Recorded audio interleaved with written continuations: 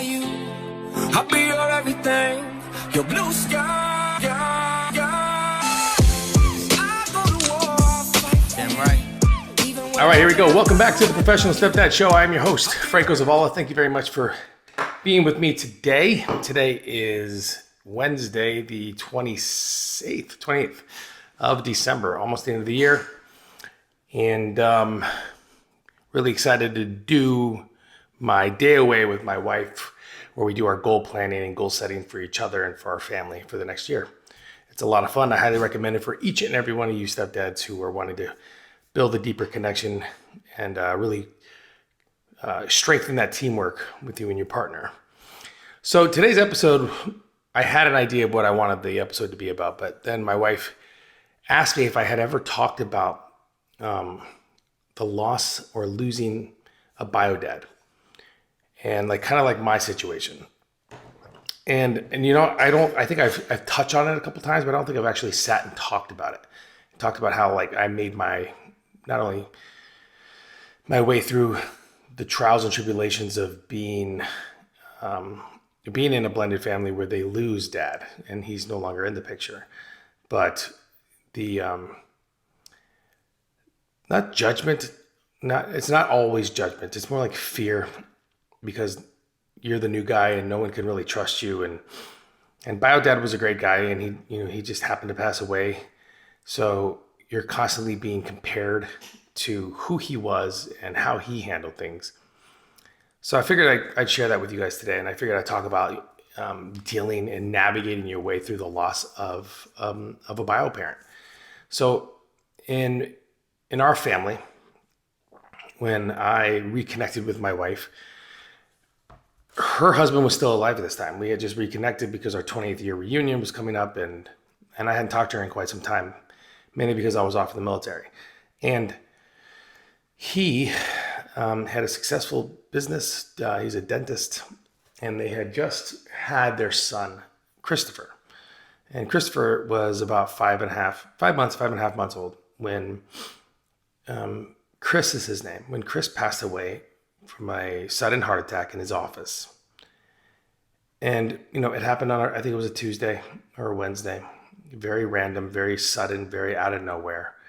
And the devastation that the family had to go through, because not only did they lose dad, but they lost a provider, they lost a friend, they lost a son, they lost a husband.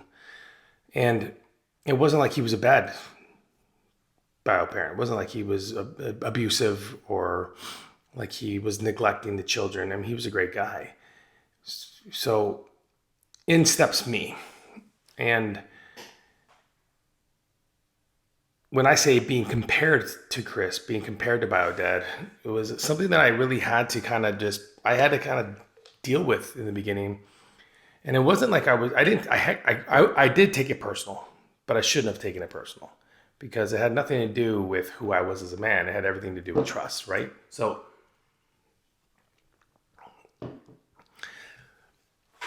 as I moved forward and as I continued my relationship with my wife to the point where I was getting comfortable with the kids, with the family, it took me a while to believe. I had this thing with me where I thought I was in the shadow. I was always in the shadow of bio dad. I was always in the shadow of who he was and how everybody compared how he handled things and what he did and what he would have done. And I kind of resented him for a while, because I never felt like I could be good. I was good enough, right? I could be who they needed me to be for them, because I was always being like a side-by-side comparison in any given situation of how things were handled. And a lot of the reason that continued to happen is because I kept pushing back. I kept pushing back against the family members judging me. I kept pushing back against the way I felt that people were really just doing everything they could to not allow me to even have a chance to be successful in my blended family. And for me, it was a personal trial. It was a personal struggle that I was going through because it was almost like I didn't ever think I was good enough. I never felt like I was going to be able to live up to his standards.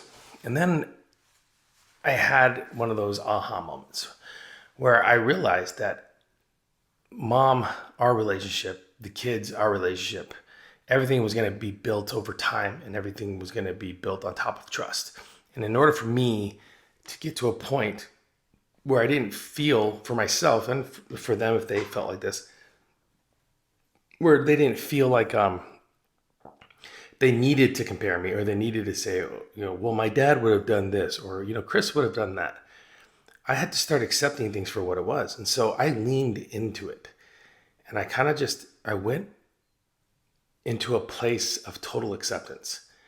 And I started to praise him for what he had built and who he had raised and how the kids had turned out and the confidence and structure that was already kind of in place in certain points.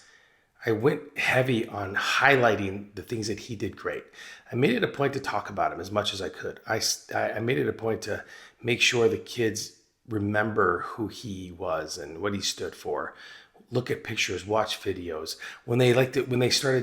Before this happened, when the kids would start telling me stories about their dad, I would almost feel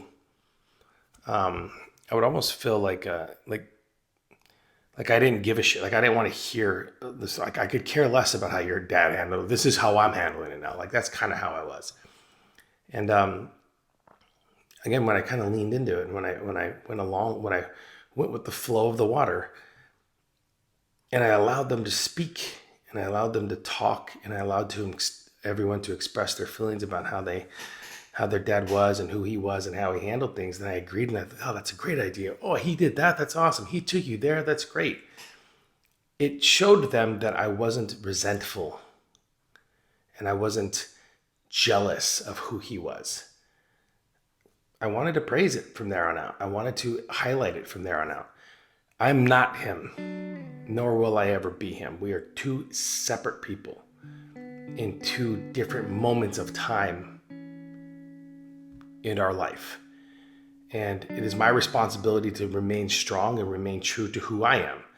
It is my responsibility not be jealous of a man that passed away years ago, simply because he may have done something better than I did. I can't look at it from that point of view. I got to look at everything from a lens of education, self-education, family education.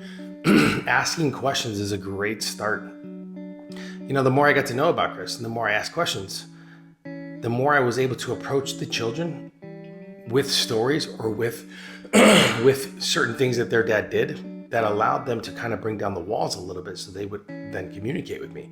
And what it showed them is that not only did I care, but I was actually interested in who they were before I ever came. So when I would ask certain questions, it would trigger a response with them that allowed them to just start telling me a story and start talking with me. And they would go back and forth and we would laugh and we would joke and we'd say things like, that's all. I can't believe your dad did that. That's so cool. And what it showed them is that they could trust me with that. I don't want to call it, it's not a burden. It's just like they could trust me with this thing that will forever be with my children and my wife, which is the loss of a man that came very unexpected. And in a time in their life where they felt like everything was kind of trucking along. They had just had their last child, Christopher, and they got the boy and they had the 4 girls and everything was, when you kind of, everything feels like it's going the way it's supposed to go and then boom, out of nowhere.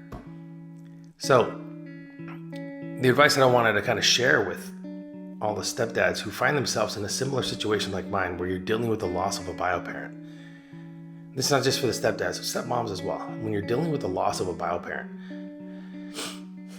don't come off as jealous. Don't come off as resentful. Don't come off as leave the past in the past. I highly recommend that you lean into it. Flow with the stream. Ask questions. Start conversations.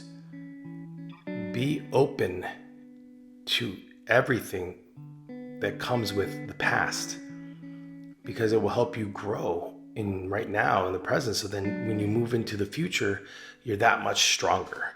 And I'm so happy and grateful that I did that. I'm so happy and grateful that I moved away from the whole, the feeling that I have of like, I'm a man and I'm not him and I'm better, or I don't give a shit how he did things. This is how I'm doing it. Like that whole thought process. I'm so happy I moved away from that, because the relationships that I built with my children, especially guys, my oldest, who was closest to her dad, the relationships that I built with her now are unbreakable, because she knows that she can share with me how she feels. Even if it's a story about her dad, maybe she's having a sad moment and she just wants to talk about how her dad and him, maybe they went to Disneyland, or maybe they went on a camping trip, or whatever the story may be. She wants to know that she can come in and share that story with me, and then I would actually listen, and I give a shit, and then I care, and then I'm involved, and then I'm asking questions, and I'm listening. And I'm so I wouldn't have been able to get to this point in our relationship with my oldest daughter if I didn't do what I did in the past, which is lean into it, highlight the good times, talk, allow conversations. You would be surprised on how quick and how far it can get you in your blended family. I mean, that could be the thing holding you down. That could be the thing weighing you down. That can be the not being able to talk about the bio parent because they passed away, because you have resentment or jealousy or whatever it may be. Not being able to talk about it could be the weight that's stopping you from moving to where you need to get. And if you can cut that rope and you can let that weight drop, and you can just accept things for what they are. Things were a certain way before you got there. Ask questions. Be involved. Try to get in conversations with the kids and with your partner about all the good times, because it shows that you're vested in the journey. So it's the advice I got for stepdads, and like I said, and moms who have ever dealt or are dealing with the loss of a bio parent. All right, guys, it's episode 155 of the show. Thank you guys again very much for being with me today, for listening and for watching and for sharing. And I'm blessed and grateful for each and every one of you. Be well. Hey, thanks for listening to the show. Listen, if you know a stepdad who is in need of any of this information, do me a favor right now. Hit that subscribe button and share this episode with them as fast as possible. Did you do it? Okay, you did it. Quiet on the set, please. Thank you, everybody.